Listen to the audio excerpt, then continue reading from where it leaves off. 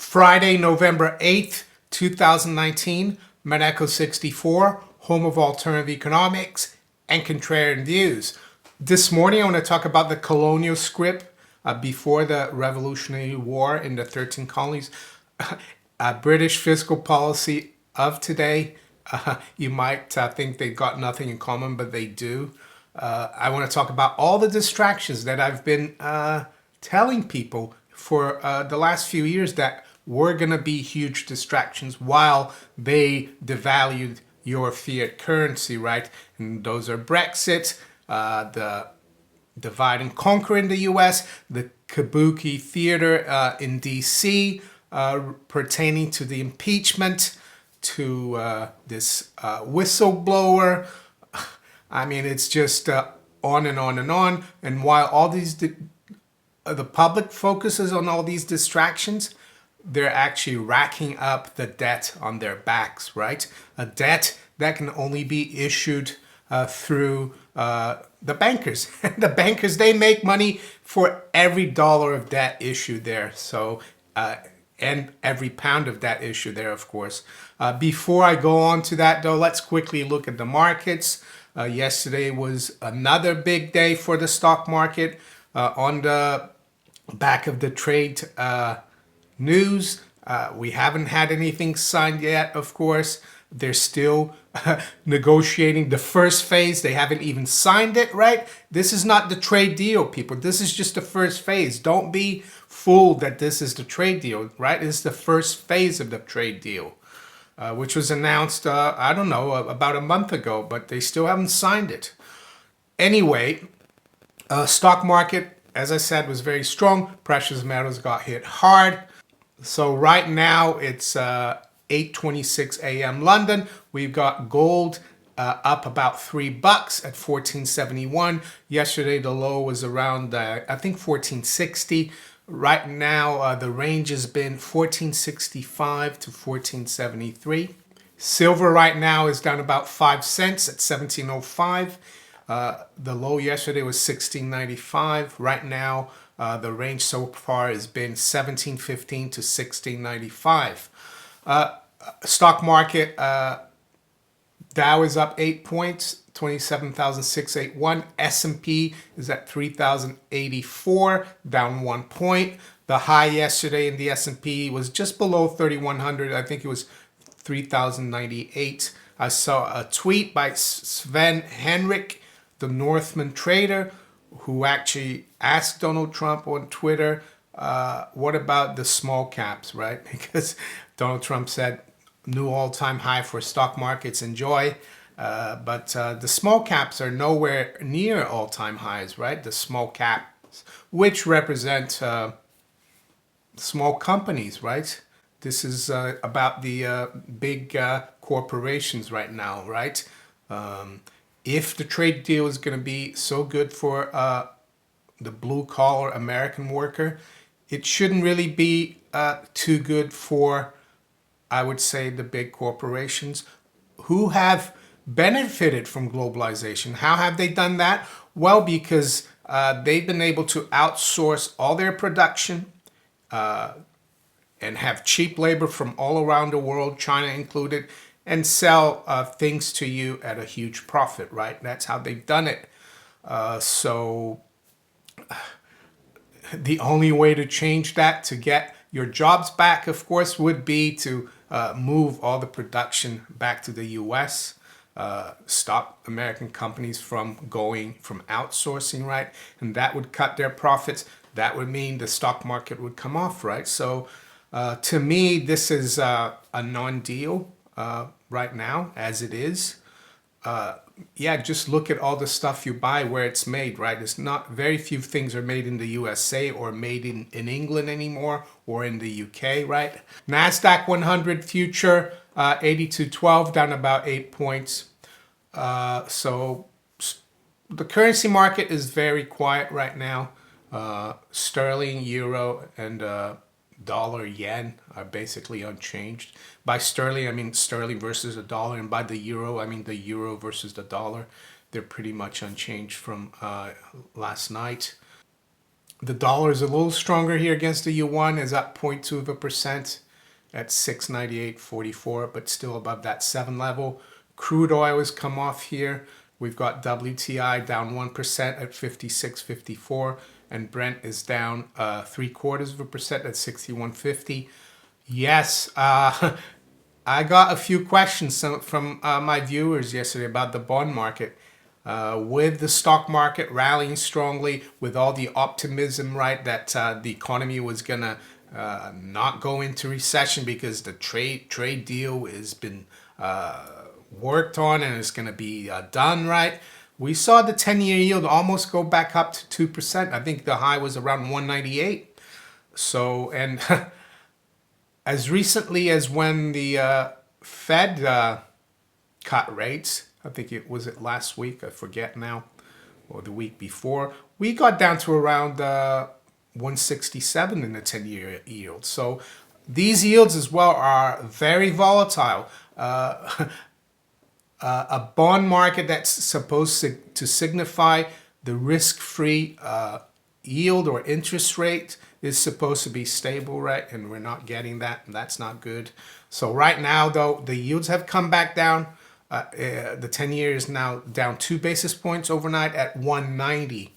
So treasuries do trade in London. There's a huge market for treasuries in Europe. So don't think that these prices or these yields are in a very thin market. It's a huge, there's a huge over-the-counter market for U.S. treasuries in London. And I worked in that market many years ago, and it's still here in Europe. So is the Fed going to come in and start buying longer-term bonds or treasuries to keep interest rates low? Maybe, who knows? Let's talk about now Colonial Scrip, British fiscal policy, Brexit, and how Congress and the bankers are laughing all the way to the bank, right? And why is that? Well, I looked at a couple of articles recently in the FT. The first one is this one here. Labour's vow to take borrowing to 400 billion fires spending battle. It says McDonnell, he's the shadow chancellor, which means he's in the opposition party. And if he was in government, he would be the Chancellor of the Exchequer, which is the equivalent of the Secretary of the Treasury or Finance Minister. It says McDonnell sets out public sector investment boost as election campaign kicks off. Well, spending boost, right? Governments don't invest, right? They spend. So the article says Britain's Labour Party is planning to more than double the amount it would borrow for capital spending in its first term if elected, the shadow chancellor will announce on Thursday as he lays out the opposition party's financial plans.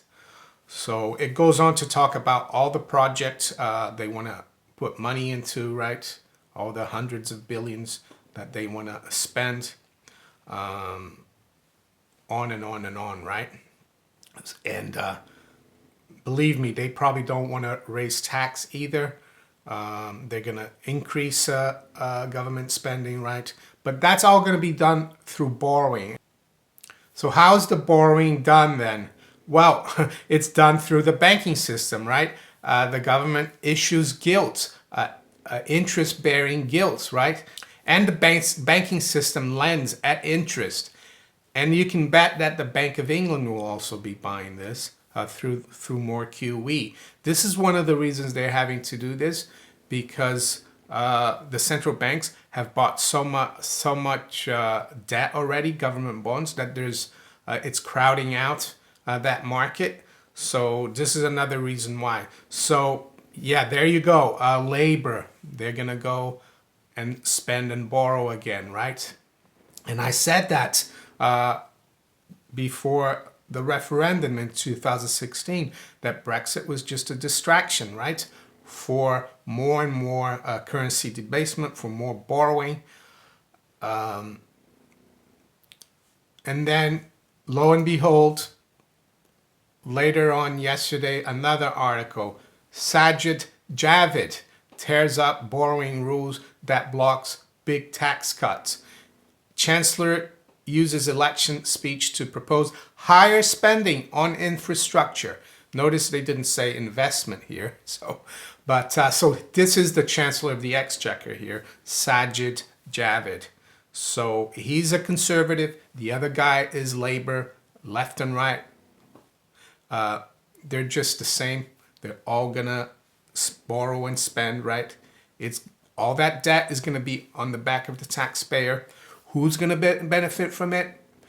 Well, the politicians, of course, because they'll buy votes with it. The bankers, because they're every time the government issues debt, someone has to be an intermediary. The bankers rake in the commissions, right? They rake in the interest that's paid on the debt through your taxes, right, that you pay to the Queen or HMRC, and it is the Queen because it's Her Majesty's revenues and custom, right?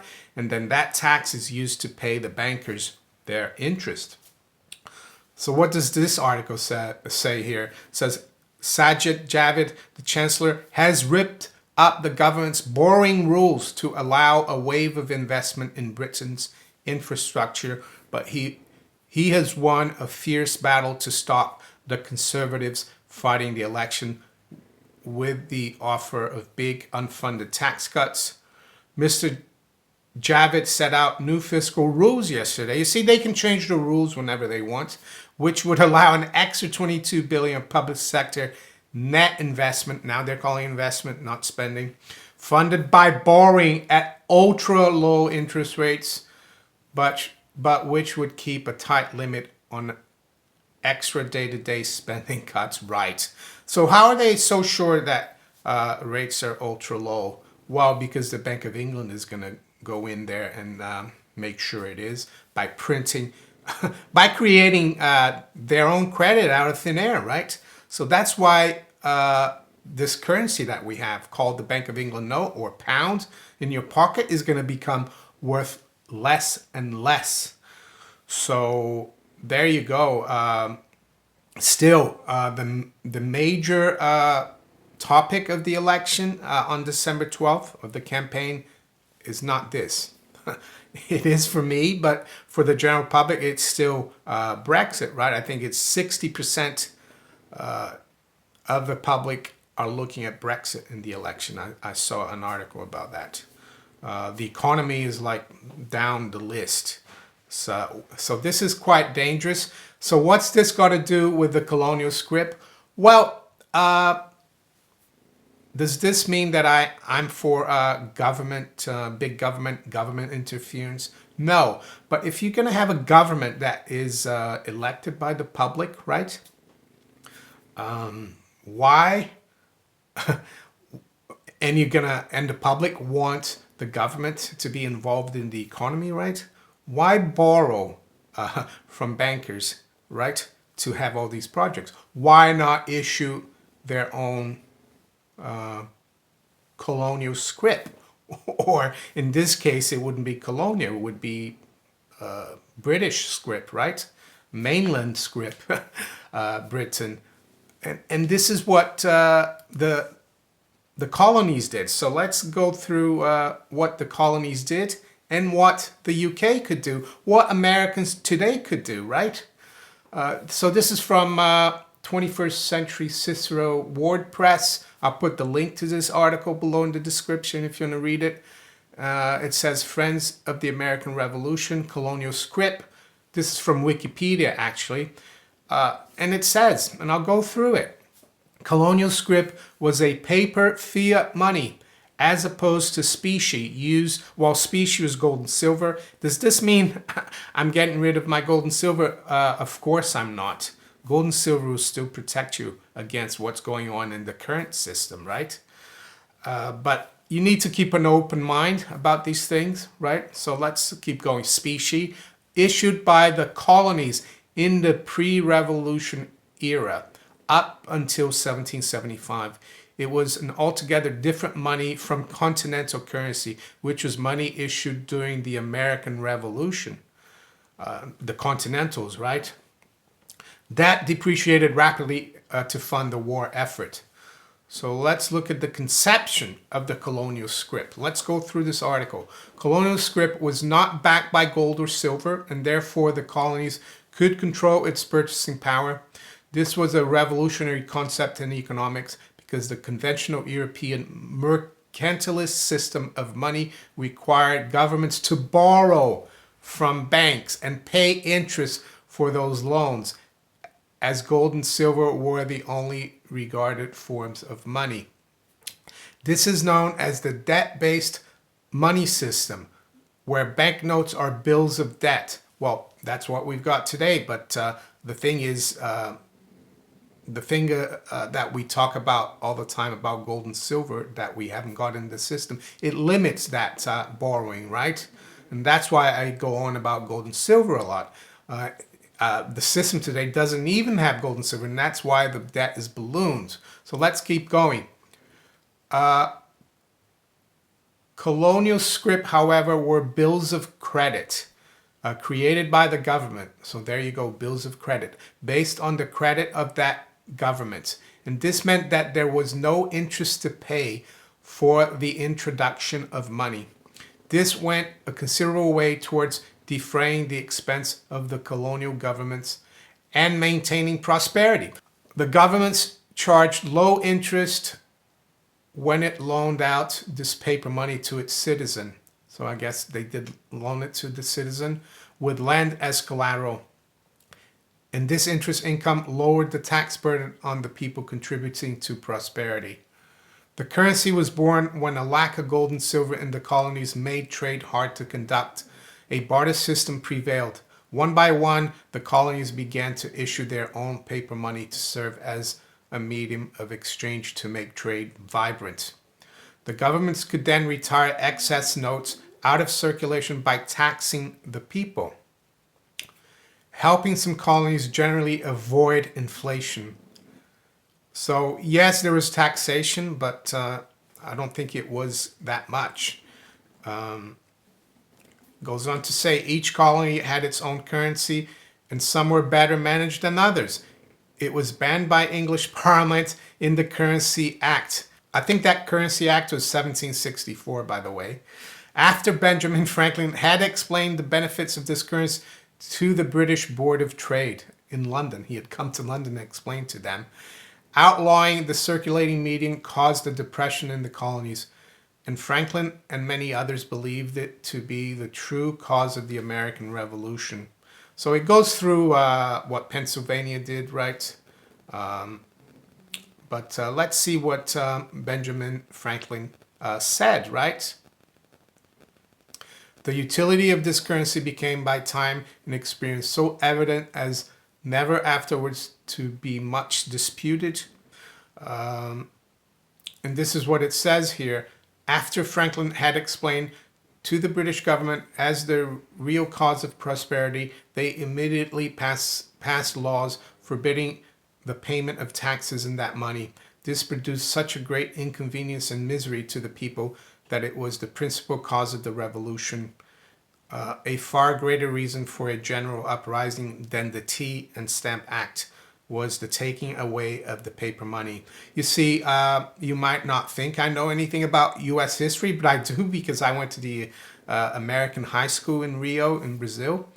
And I can tell you, and I learned, I did some U.S. history courses at university as well, and I never heard about this Currency Act when they teach about the Revolutionary period. It's always the Tea and the Stamp Act, right? It's always the Boston Tea Party, but never do they talk about the Colonial Scrip. The fact that this Colonial Scrip actually helped greatly the colonies, right? That's what I'm trying to say here. These politicians, be they labor or conservative, they're not working in your interest. They're working in the interest of the bankers in the city of London or on Wall Street, right? I even noticed that Citibank economist Michael Saunders is on the Monetary Policy Committee of the Bank of England. And yesterday the Bank of England decided to keep rates unchanged, but he was one of the ones who voted for a rate cut, right? So yeah, until the public, through the government or through the market, take charge of their money, we're going to be under the thumb of the bankers. And yeah, this is what fiscal policy is all about. The bankers need more currency for their system, so they want the governments to borrow more, right? So they can keep the system going.